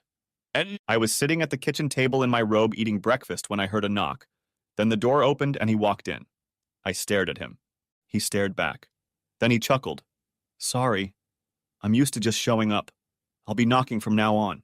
I saw him stare, and it warmed me in a way I hadn't felt in a long time. I lowered my eyes, hiding my blush, and said, It's okay. I was just surprised Mom didn't tell me you were coming. I assume she's sitting for Lark today? Yeah, I asked Luz if I could do it. I have a meeting. Damn client couldn't make room during the week. Daddy, bad word, quipped Lark. Sorry, honey. I laughed. I'm sure Mom likes having her. But Brendan, I was suddenly very nervous. It's okay. If I help Mom with her? He looked at me strangely. I hurried to fill the silence. I'd be lying if I said I only wanted to help Mom. I'd actually want to get to know her better. She's a part of you. That's why she's important. I couldn't look at him for fear he'd say no. He looked at me again for a long time, sitting with Lark on his lap. He looked at her and said, Punkin, there's someone I want you to meet. Lark looked at me shyly as he continued. She's the sister of Tio Jaime and Tio Hector, so I guess she's your Maria Sofia. I couldn't help myself. I started to cry. Lark got off Brendan's lap and walked over to me. She held out her arms to be picked up. I sat her on my lap and she put her arms around me. Don't cry, Tia. Which of course made me cry even harder. Don't worry, Lark, they're happy tears. Brendan was smiling too, and his eyes looked suspiciously moist. Thanks, he said. I'll be back in a couple hours. Then, turning to Lark, be good for Abuela and Tia Sofia, okay? Okay, Daddy. Next chapter. We had a great time and I made some decisions. When Brendan came back from the meeting, I asked him if he would stay for lunch. He started to be reluctant, when suddenly Lark said, But Dad, Abuela promised to make empanadas. 3 kinds. Brendan dropped to his knees. Oh, well, in that case, yay, Lark clapped. Later, when Lark had already started to doze off, Brendan started to leave again. Well, I have to take her home. Actually, Brendan, unless you have other plans, do you mind if we talk? You can put her to bed here and... I blanched. Okay, Sophia, it's fine. I don't have anywhere to go. Next chapter. He fiddled with Lark, but with a tummy full of Mommy's empanadas, she soon fell off. We settled into the chairs, and he looked at me expectantly. Brendan, first I wanted to say that I'm really sorry about Carrie. I know I never met her, but Mom and Dad loved her. She made you happy and gave you Lark, so I know I would have loved her too. I hope you'll tell me about her someday. Thank you, was all he said. I took a deep breath. Remember when you asked about Gabriella and I said you could always ask me anything? He nodded. Okay. I just wanted to remind you. Anyway, another deep breath. This is going to be difficult, I'm sure. I'd like to explain everything, both to myself and to you. First of all, I'm not the same person I used to be. I have to tell you that I've been seeing a therapist, and she's helped me a lot. To realize what kind of person I was and why I did what I did. I'm so ashamed of that person. The one you saw in that hallway. So very ashamed. I'm sorry. I promised myself I wouldn't cry. Brendan didn't say a word. He just let me speak my mind. And then, in the parking lot and at the house, that conversation is imprinted on my brain, now that I think back. I realize I must have looked like an idiot. Everything I said was bullshit. I didn't give you one good reason. I was just making up excuses. Even later, when we met for the last time and I tried again to explain how everything had happened, it was still complete nonsense. Of course, I believed it at the time, but looking back, it's like someone else was saying all that crap. I'm so sorry, Brendan. You must have thought I was like that. It wasn't that I was crying, but I couldn't hold back the tears. I'm sorry. I took a deep breath and continued. I guess I can do that now, if that's what you want to hear. Explain it, I mean. And since I'm trying to be as honest with you as I can, I'd like to try. Like I said, it's as much for me as it is for you. I'm sorry if it's selfish. Brendan looked at me for a long moment. His eyes read confusion. He said, It's all water under the bridge, but if it helps you, I'm willing to listen. Okay, thanks. I snorted and tried to pull myself together. Honestly, the Sophia you married was a spoiled princess, plain and simple. Everyone always gave me everything I wanted, and I always felt in charge. I did what I wanted and when I wanted. I was in control. Until I met you. With you, I no longer felt like the master of the situation. You saw right through me in a way that no one had ever seen before. When we made love, it was like nothing I'd ever felt before. I know you're the only person I've ever made love to. At first, what we had was exciting and unusual, and I fell in love with you. It should have been wonderful, but for some reason I started to get scared. I know it doesn't make sense, but you were right about what you said that night. I panicked. I guess I wanted to get caught to justify my escape, because that's exactly what I did. A spoiled little girl who ran away because she couldn't handle real feelings. It was easy with Ray. With him, I was in control. I never loved him, but he was safe? No, that's not right. He was harmless, unremarkable. That's why I never had the feelings I had with you. With you, I felt like something was taking over me. I felt outside of myself, like a leaf in a tornado. Looking back, I realize it was amazing, but at the time I was too shallow, selfish, and fearful to realize it. I hope it makes some sense. I leaned back in my chair, exhausted. I felt like I'd run a marathon, but I continued. Now, please, I'd like to answer anything you want to ask me. Brendan thought for a long moment, then said, I have to think about what you've told me. If we had talked like this back then, we might have been able to overcome everything. But, realizing what you're getting at, I think I can accept the fact that the person you are now wouldn't have done such things then. And that being said, I know we've already broken up, but how could you go back to him? It destroyed all hope of us ever getting back together, no matter how slim the chances were. I was shocked. Who told you I moved in with him? Oh my God, yes, I went to see him. But not to get him back. He kept calling me, so I went to tell him to his face to leave me alone. And you know what happened? I started to giggle. Brendan shook his head, looking confused. I went over to his place and pounded on the door as hard as I could. It took a while, but eventually he opened the door, and he was only wearing pants, and he'd clearly just... Well, anyway, I started to tell him what I wanted to say when suddenly I heard a voice from the other room. I'm sorry, but I just couldn't help myself. Not that it mattered, but it was still the same old me. I squeezed past him to see who it was. When I saw it, I just started laughing and walked out. I swear that was the last time I saw him. He said, I must be as bad as you because now I have to know too. Who was that? I smiled. His damn cousin Inez. He stared at me. Really? I nodded, just laughing. Brendan shook his head, then made a thoughtful look. I saw his eyes widen. Then he surprised me. I owe you an apology, Sophia. I remembered. How I found out about you and Ray. It was another project of Ray's company, and I overheard the two guys talking. I bet he started that rumor himself to get back at us. I felt my anger start to build. Hijo de puta. Brendan nodded and said, I'm sorry. I believed that shit and got even more pissed off at you. I know it was over between us by then, but I'm glad I know now that it wasn't true. Thank you for that. I'm angry for what he took away from us with his lies, but realistically, I realized there was no chance of reconciliation back then. Brendan, I am fully responsible for my actions. You asked me what I regretted that night, and I didn't have an answer. Well, now I know. I regret cheating on you and hurting you. I'm sorry for ruining us. I was scared and selfish and childish, and I handled it in the worst way possible. I would do anything to take it all back, but honestly, if I had gone back to that man, I'd probably find another way to screw it up. Brendan's next question was very interesting. So what's different now if, and let me emphasize this hypothetically, if we started dating again, you wouldn't be scared again? I thought for a moment. That was really the gist of what I wanted to say to him. So I looked him in the eye, and with all the love I still held for him, I said, all I can say, and I hope I get a chance to prove it to you, is that I'm not that person anymore.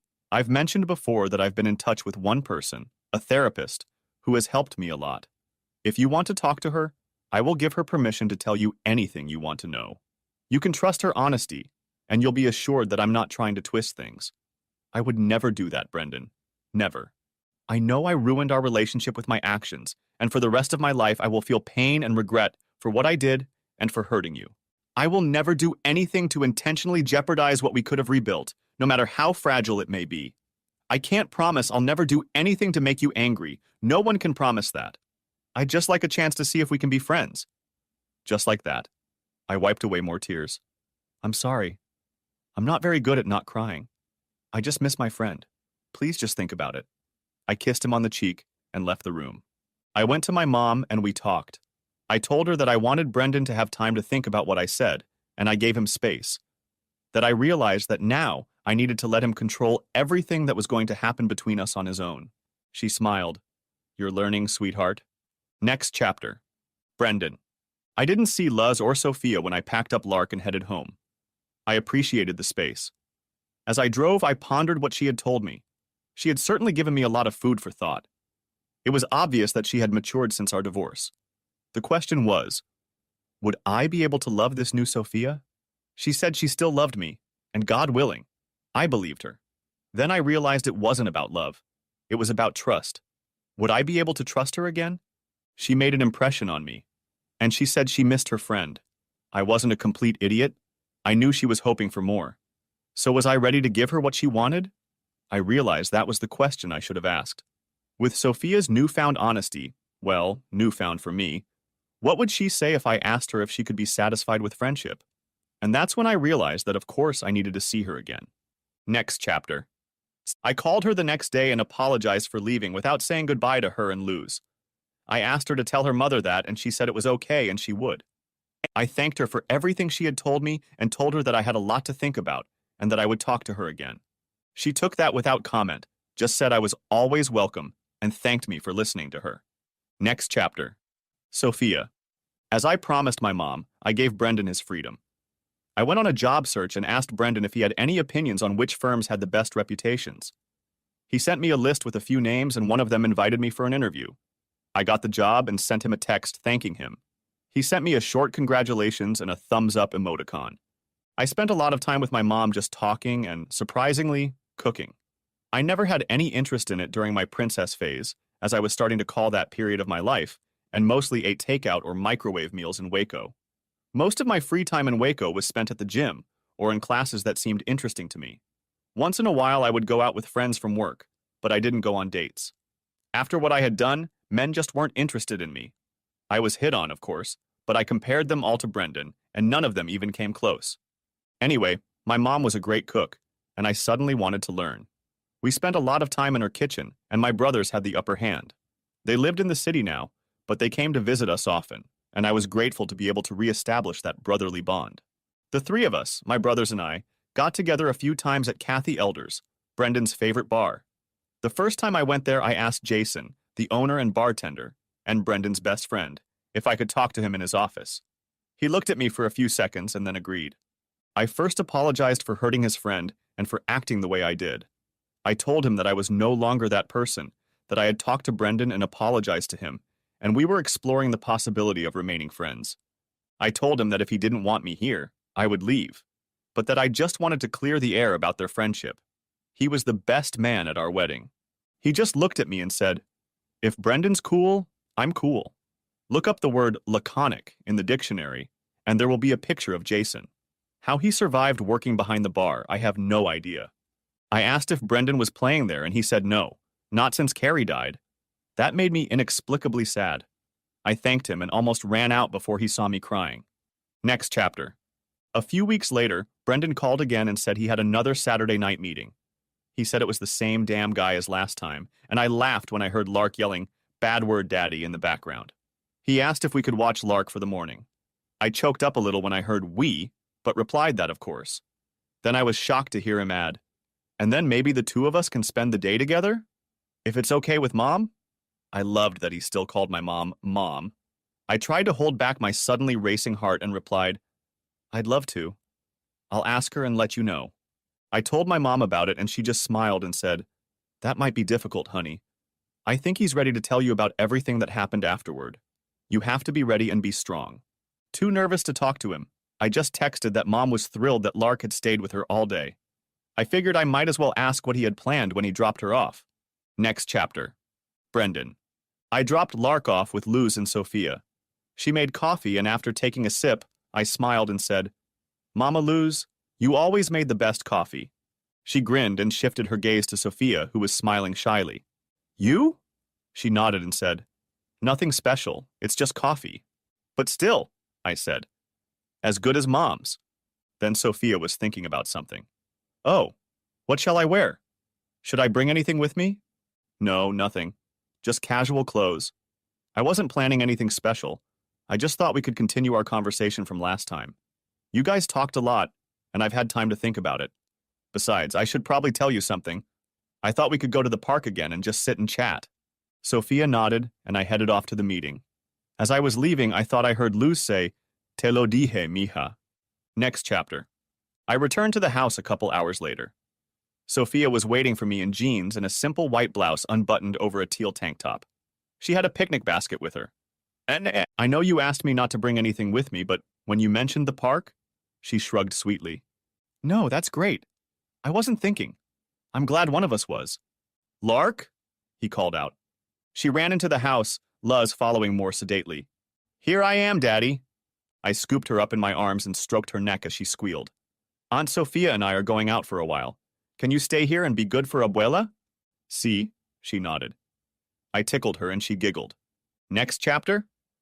We walked over to the spot that had become our place and just relaxed for a few minutes, enjoying the beautiful day. We chatted silently for a while.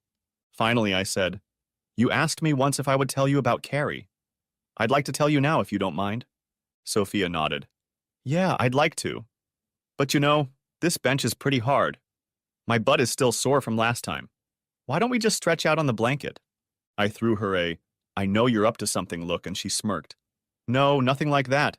Here, lie down." I did. But instead of lying down next to me, she lay down so that her feet were facing the opposite direction and her head was next to mine, her hair touching my shoulder.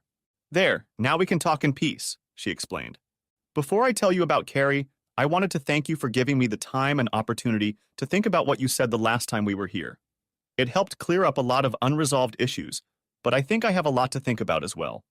I just wanted to tell you about it first. And maybe after you hear my story, we can decide where to go from here." Sophia thought, "Mom, thank you for being so wise. It's time to be strong." But she simply replied, "Of course. Some of this might be a little hard to hear, but I promise I'm not trying to be cruel. I just want you to know what I've been through." She nodded. Next chapter. I guess I should start from the last time I saw you. That day, 5.5 years ago, I walked out of my lawyer's office in a daze. I got in my car and just drove. When I finally looked up, I found myself outside Kathy Elder's house. I walked inside, and Jason took one look at me and placed a bottle and glass in front of me. Then he held out his hand. I handed him my keys and poured. I woke up at home, still in my clothes, with a trash can, a bottle of aspirin, and a bottle of water next to my bed. There was a note from Jason lying there. Call me when you come back to life. I swallowed 4 aspirin pills, chugged them down with water, and crawled back under the covers. After that, I poured all the booze in the house, apologized to Jeff for missing work, and tried to figure out how to move on with my life. I dove headfirst into work, and when I wasn't working, I went to the gym. I went to 2. One where I did aerobics, weight machines and stuff, and one where I did boxing, where I sparred a bit. I kept going, but I probably shouldn't have. I almost hurt someone. I remember feeling furious, and the next thing I knew I was being grabbed by 2 coaches. Of course I felt terrible and apologized to the guy, but they kicked me out for 6 months and told me to get a grip. The week after that, Jeff told me pretty much the same thing. He made me take 2 weeks of vacation. I went to Lake Travis and looked at the water during the day and the stars at night, and after 2 weeks of that vacation, I came home and started slowly picking up the pieces. I think it was about 6 months after I last saw you. I know that doesn't seem like a long time, but it was like a miracle. I have to go back even further to explain why. Sophia, I was a real nerd in high school, and Carrie was my best friend. I had a lifelong crush on her, and I finally got up the courage to ask her out my senior year of high school. We were each other's first. We were in love. But for various reasons, I had to leave home and ended up here. So when I heard her singing at the bar that night, well, that's why I said it was like a miracle. I mean, she had a perfectly good reason for being there, but in that moment, for me, she just appeared. And from that moment on, she helped me start to really recover. 6 months after that, we got married. The next thing I knew, I came home and saw her crying. I panicked, of course, but she just pointed to something on the table. I looked, and it was a test kit. I just stared at her. She was still crying, but she was also smiling and nodding. So, Lark was born about 1.5 years after we were married. We were very, very happy, and that's when I felt like I could forgive you. And then she was gone. Silent tears as I remembered. Lark was 18 months old. I remember I was at home trying to put her to bed and waiting for Carrie to come home from the store. I offered to go with her, but Lark was a little cranky and she asked me to stay home with her. Tears again. I remember ringing the doorbell and being angry that it woke Lark up after I finally put her down. I opened the door and was surprised to see 2 policemen. They asked who I was and I told them. They asked if my wife's name was Carrie Barnes, and I answered in the affirmative. Then they said that they were sorry. I sat up and hid my face in my palms. I'm sorry, Sophia. I don't know why this is hitting me so hard. She stood up as I stood up and came over to sit next to me and just hugged me. I got angry. That was so damn stupid. She stopped for gas and went inside to get something. There was this stoned junkie who was robbing the place, and when she opened the door, he freaked out and shot her. Sophia clutched me tightly to her, as the senselessness of it all threatened to overwhelm me. If she hadn't needed gas, if she hadn't decided to go inside, if I had gone with her, some brat took my wife and my daughter's mother for a couple bucks. I buried my face in her shoulder. She hugged me for a long time. Finally, I pulled myself together. Thank God there's Luz and Miguel and your brothers. Even after, us, they became the family I haven't had since my mother died.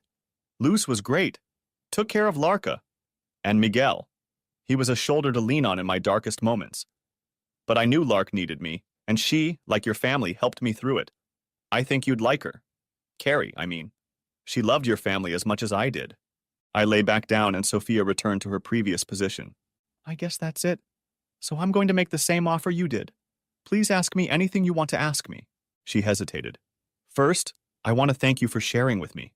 I know it's been hard. I knew I was hurting, but to hear you express it just now, I think I finally realized how much I hurt you. I heard her snort. I reached out and stroked her shoulder. She reached out and held my hand briefly. I know I've said this before, but I can't tell you how sorry I am that you lost Carrie. When Mom and Dad talked about her, I couldn't be jealous, even though I tried at first. It was obvious that they cared about her, but I was old enough to realize that it was in addition to, not instead of, someone else. The old Sophia wouldn't have been able to understand that, she added softly. Thank you, was all I could say. I wanted to tell you that I went to talk to Jason a while ago. He's your best friend, and I just tried to apologize, to tell him that I've changed and that we're starting to connect again. He's very important to you, and I wanted him to be okay with me being around. He's a good guy. Sometimes I feel like I don't deserve his friendship. Sophia replied sadly. I know what you mean.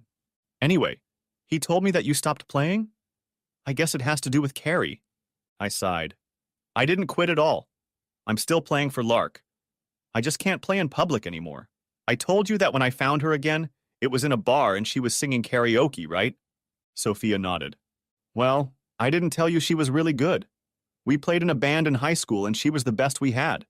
If the others didn't suck so bad, we could make money off of it.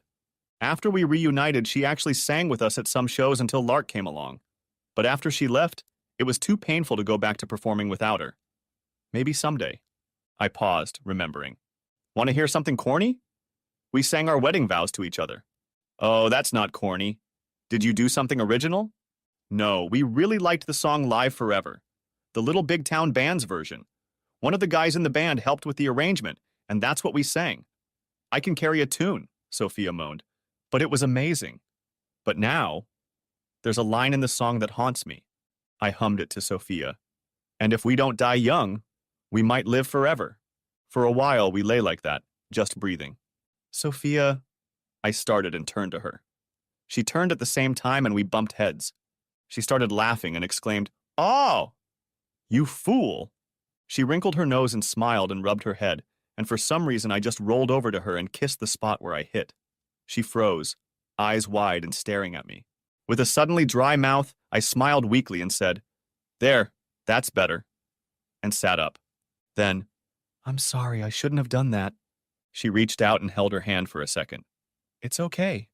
Next chapter. When we got back, it was late, so Lark and I stayed for dinner. Abuela is making chila. Chila. What's that, Abuela? Chilaquiles, mi cielo.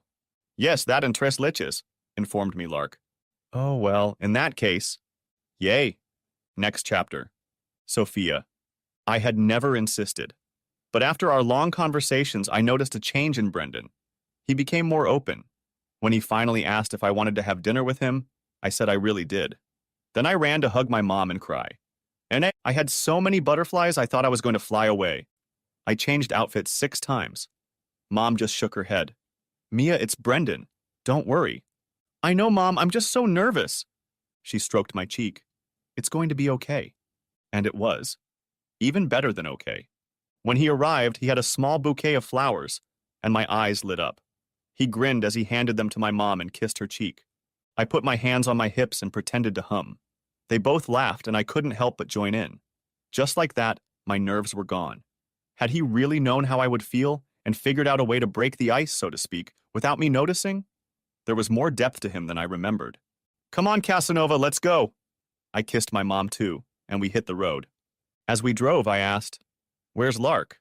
Oh, I thought I was taking advantage of Luz, so I asked one of the neighborhood girls to watch her. She's a good kid, and she could use the money. Lark likes her. Oh, good. So where are you taking me?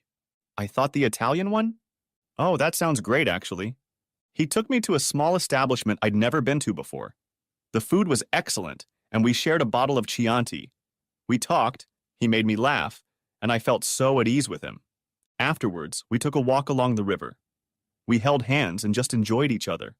It's funny, you know when you can be happy spending time with someone and you don't have to talk? That's what happened. He drove me home and kissed me on the cheek. I think I was floating inside. It was the perfect first date. We didn't rush things. Sometimes we went to the movies or out to dinner. We went to Kathy Elder's and saw Brendan's old band play, which was a lot of fun. The lead singer noticed him and asked the crowd to give him a hand. We took a spot in the park and had a couple nice picnics. He asked me to dance, and it was the best date ever. I laughed at his dance moves, but he didn't mind, especially the slow songs. Several times, men came up to me and asked if they could dance with me. Brendan looked at me, and I just shook my head each time.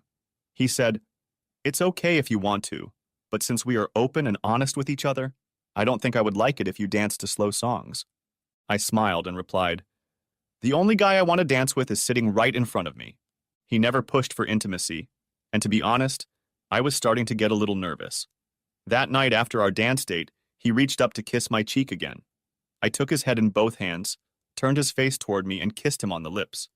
He flinched in surprise, but only for a moment. I heard him make some kind of sound, deep in his throat, and then his arms came around me. I wrapped my arms around his neck, and I think we'd still be there if Mom hadn't turned on the porch light. We both burst into laughter. Brendan yelled, "Good night, Mom!" Then to me, "Thank you, Sophia. That was unexpected." I smiled. I felt like we had taken a huge step forward, but I didn't know that life was about to test us. Next chapter. Brendan. One day, Jeff invited me to lunch, and you can't say no to your boss. Not that I said no. We had grown close over the years, and he was a mentor to me. Lunch with him was not unusual. This time, we were greeted by his wife. "Thanks for joining us, Brendan. Listen, I have a favor to ask of you." It was Jeff. He never liked to give orders. He always phrased the request. "Listen, we have a meeting with one of our suppliers next week, and as a goodwill gesture, I said we'd come see them. It's in Dallas. I'm sorry, Brendan. Normally I would have handled this myself, but it's our anniversary and Karen will have kittens if I miss it. Can I count on you?" "Sure, no problem. And by the way, congratulations. How many is the total?" 33 years of wedded bliss." He grinned at his wife. "Hard to believe. Hell, you married her when she was in elementary school?" I laughed. Karen blushed and slapped my hand. Jeff laughed and hugged her. Almost. Next chapter. I dropped Lark off to leave her with Luz the afternoon before the trip. Sophia was still at work, so I just told Luz I'd be back late the next night if that was okay with her. I made the 3-hour drive to Dallas, checked into a hotel, then went down to a restaurant and had a quick bite to eat. I went back upstairs and called Sophia. "Hey, how's it going up there? Is Lark behaving himself?" "Of course, you know she's an angel for Mom. Do you want to talk to her?" "Sure." Lark chattered happily about what she and Abuela were doing, then handed the phone back to Sophia. We talked for another minute, made tentative plans for the weekend, and said goodnight to each other. As I had feared, it had been a long day with several different people involved. We worked until almost 7, deciding that it was better to finish things than wait for the next day. But eventually we finished, and by the time I checked out, grabbed a bite to eat, and drove home, it was almost 8 o'clock. I called Luz and let her know I was on my way. She offered to keep Lark at her place for one more night, but I told her I missed my baby girl and would come get her. By the time I pulled up to the house, it was past 11. Sophia wasn't home, which was odd. Luz just said she needed to go out. The house has a circular driveway, so you can pull in on one side and then just pull out the other without backing up or turning around. I was just putting sleepy Lark in her car seat and getting into the driver's seat when I saw another car pull up behind me. The car door opened, and in the glow of the interior light, I saw Sophia. She leaned over and hugged the driver. Everything clenched into a lump. I couldn't realize what I was seeing. She got out of the car and noticed my vehicle. She smiled at me and waved. She had just gotten home with another guy and she was already smiling at me? I slammed the door and drove off. I watched as she lowered her hand and her expression changed to confused. Then she covered her mouth with her hand and ran down the road. My phone rang a minute later, but I just turned it off. I didn't feel like it the next day, of course, but I had to stop by the office to report to Jeff about yesterday's meeting and give him the copies of the contracts I'd brought. He could tell something was bothering me, but he left it at that. I went back to my office and sank into my chair. There were several voicemails on my office phone, as well as a message from the receptionist that Sophia had called her 3 times, saying she was upset and asking me to call her. I ignored all of that, until my office door opened and Luz walked in. I was stunned. She had never been in my office before. Sherry, my secretary, stood behind her back and apologized. "I'm sorry, Mr. Barnes. I told her you couldn't be disturbed, but—" "It's all right, Sherry." Luz was dressed in her Sunday clothes. I stood up and asked if she wanted coffee or anything else. She just looked at me with an unreadable expression on her face. "Brendan, you've been like a son to me ever since you and Sophia got married. Even after that, you've always been a part of my family. But now, I'm very disappointed in you. Sophia is crying at home because she knows what you think of what she did. But you didn't have the respect to give her a chance to explain. You just ran away like a little boy. But I saw her with that man.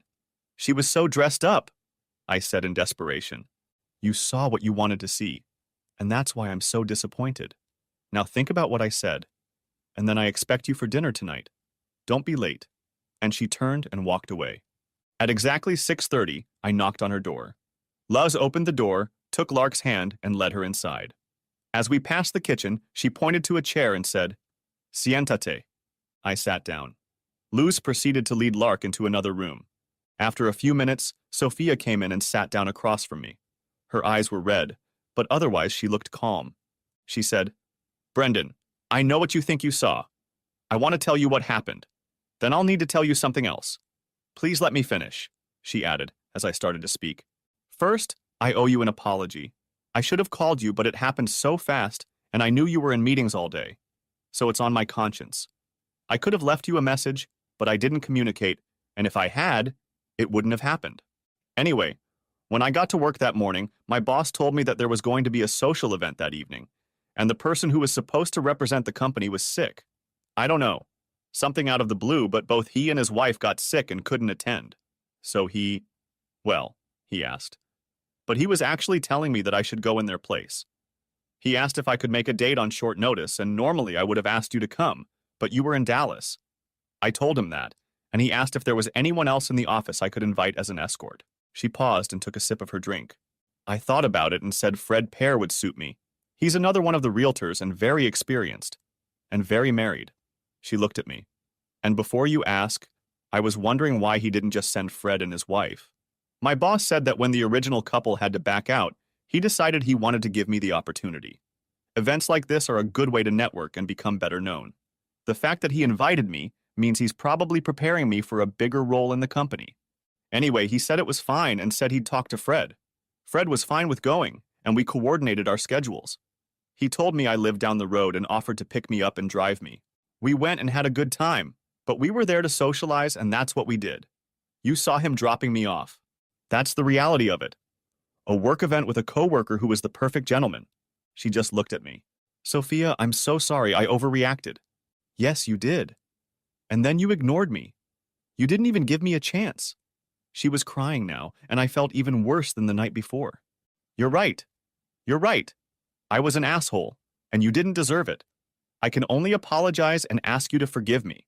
I remembered what had happened 5 years ago, and the irony hit me in the balls. She snorted and wiped her eyes. I don't know, Brendan, I really don't. And here's why. Okay, we both screwed up, but my mistake was in not communicating with you. And your mistake was not trusting me. I know maybe you had a gut reaction, but that just shows that you still haven't forgiven me. You said you had forgiven me, but now I don't know. Brendan, she paused, inhaled and exhaled. Brendan, I know I said I wanted us to be friends again, and I'd be happy about that. But I lied. God help me, I lied. I can't just be your friend. I love you, and it's killing me to tiptoe around each other. I want you back. All the way to the end. There, I said it. She sighed heavily. I said it, and I'm glad I finally did. I just stared at her. She reached out and took my hands in hers. But if you can't trust me, then there's no point. I thought I got through to you when I promised I'd never hurt you again, and that you believed me when I told you I'd changed. I started to say that I believed her, but the words froze in my mouth. Obviously, I was still in trouble. If you can't trust me, if you can't get past our past, then we can't start anything new. And you have to let me go. You have to make a decision, Brendan. I love you, and I always will. But it's up to you now. She leaned back in her chair, exhausted. Tears streamed down my face. Sophia, again, please believe me when I say I'm sorry for running away like that. I honestly thought we were making progress. I have begun to love you again. I know I was cautious, but I don't regret anything. But obviously my reaction, I still have some issues. I thought for a moment. Can I make you a promise? She nodded. So, you told me you found someone to talk to, and it helped. I think maybe it did for me, too. Talk to someone, I mean. You suggested I talk to your therapist? Are you still okay with that? I don't want to ask anything about you. I'm wondering if knowing your story will help her help me. Well, if it's okay with you, here's my promise. Can you give me a month? It's up to you whether we see each other or not. But in a month, I think I can give you an answer. Next chapter. I took the month and spent a lot of time talking to Dr. Morgan. Sophia said she loved me, but decided we should spend that time apart, and I agreed. At the end of the month, I returned to the house. Lark ran inside screaming, Abuela, Tia Sofia, I missed you. Luz scooped her up in his arms and moaned, Dios mío, you're getting so big! But she kissed Lark on the cheek and, throwing me a meaningful look, carried her away. Sophia looked at me, smiling uncertainly. I took a step toward her, then two more long steps, and wrapped my arms around her. I missed you too, I whispered. She turned her face to mine and I kissed her. Next chapter.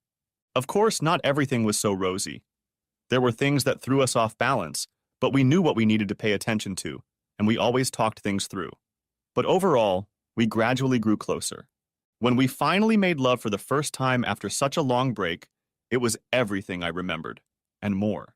We had both grown up, and the combination of new and familiar was extraordinary. Afterward, she clung to me and cried. Concerned, I asked what was wrong. Nothing. Happy tears? She snorted, snuggling closer to me. It wasn't that long ago that I didn't think I'd ever see you again, and now, I've wanted this for so long, baby. I love you so much. We fell asleep in each other's arms. Next chapter. The wedding was much smaller this time, but we didn't care. Luz cried, Jason pretended not to cry, and Jeff and Karen just sat there glowing. There weren't a lot of family and friends. I called Carrie's mom to let her know, and she cried too, but wished me happiness. Carrie would want that for you, Brendan. I invited her to come see her granddaughter, and she promised she would. Then the ceremony began. Lark was having a lot of fun, bouncing around the stage, throwing flower petals everywhere. She got to the altar and rushed to me. Here, Daddy, she whispered, and held out the rings to me. Thank you, sweetheart, I whispered back. Go sit with Abuela, okay? She nodded and ran to Luz. Then I turned to look down the aisle. She was just as stunning as she was the first time, walking towards me under the arm of her brothers. They handed her to me, grinning. They both kissed their sister on the cheek, and Hector poked me in the shoulder. It's about time, brother, he said. We turned to face each other. Well, here we meet, I muttered. She only smiled. Next chapter. The reception was winding down, and Sophia and I did a slow dance. I was holding Lark in my arms. She had one small hand on each of our shoulders and smiled. She looked at Sophia. I don't know Mommy very well because I was just a little girl. But Daddy said she watches over us from heaven. She turned to me. So when I go to heaven too, she'll be my mom again? I nodded, tears in my eyes. Yes, honey. She'll always be your mom. Good, that's good. She nodded. Then she looked at my new wife. But, are you still my Tia now? Her small eyebrows were drawn together as she pondered. Sophia looked at me, perplexed. I only looked away and shrugged. Good luck, I whispered in her ear, and she stepped on my foot. But before she could respond, my daughter came to a decision. I guess you're my mom, Sophia, now. And so it went. A few months later, we found out that Lark is about to have a little brother. We're going to name him Miguel. The end. Thanks for watching. I hope you enjoyed it. So subscribe to my channel and watch the next video.